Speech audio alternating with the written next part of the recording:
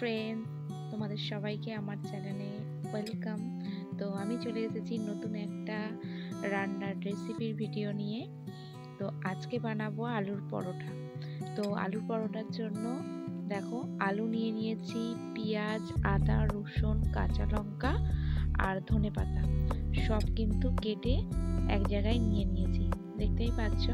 তো এইগুলো কি হবে বলো তো, আলুটা ভালো করে মেখে আর এইগুলো সব তেলের মধ্যে কষা হবে, যাকে বলে আলুর চোখা বানানো হবে। তারপরে যেরকম লুচি পরোটা বানানো হয় সেরকম ভাবেই ময়দাটাকে মেখে নিতে হবে। মাখার পরে পুর ভরে আর বেলে নিলেই হয়ে যাবে আলুর পরোটা। তো তার জন্য তো দেখো ভাজা মশলা দরকার। তো কড়াইয়ের মধ্যে জিরে ধনে দিয়ে দিয়েছি, আর একটু কাঁচা লঙ্কা দিয়েছি বলে আর শুকনো লঙ্কা আর দিলাম না। তো কাঁচা লঙ্কা একটু বেশি বেরোই দিয়েছি, একটু ঝাল ঝাল হলে কিন্তু দারুণ টেস্টি লাগে। তো দেখো অল্প হবে, তাই জন্য অল্প করেই মশলা করে নিচ্ছি ভাজা। তো তারপরে এইগুলো সব তেলের মধ্যে দিয়ে দেব, দিয়ে ভালো করে কষিয়ে নেব। তো চলো সঙ্গে থাকো আর দেখতে থাকো কিভাবে আমি বানাই।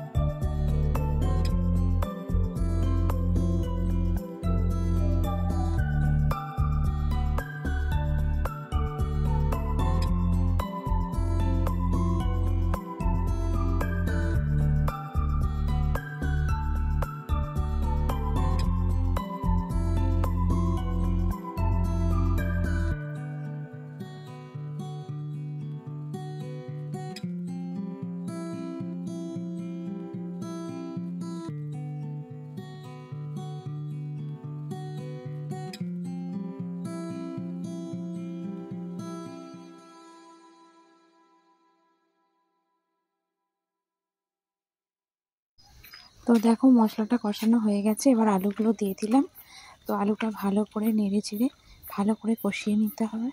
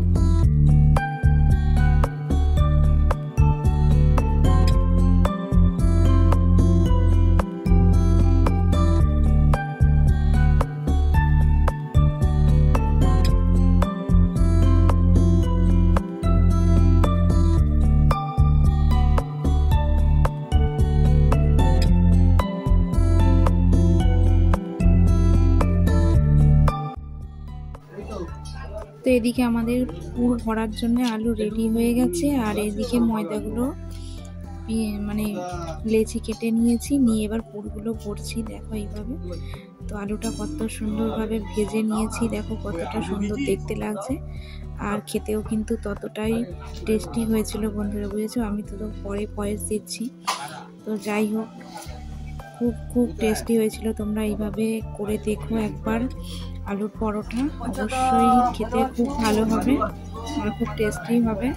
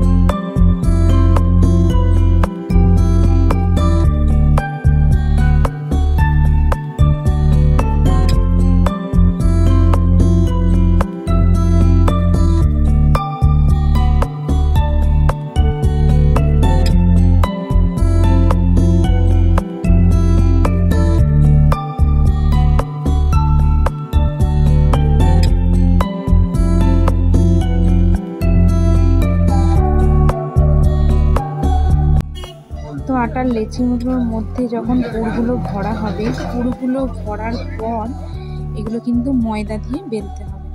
তেল দিয়ে বেললে বেলুন চাকির মধ্যে আটকে গেলে কিন্তু সব পুরগুলো বেরিয়ে যাবে। তো তাই জন্যে আস্তে আস্তে করে সুন্দরভাবে ময়দা দিয়ে বেলতে হবে, যাতে না পুরগুলো বেরিয়ে যায়।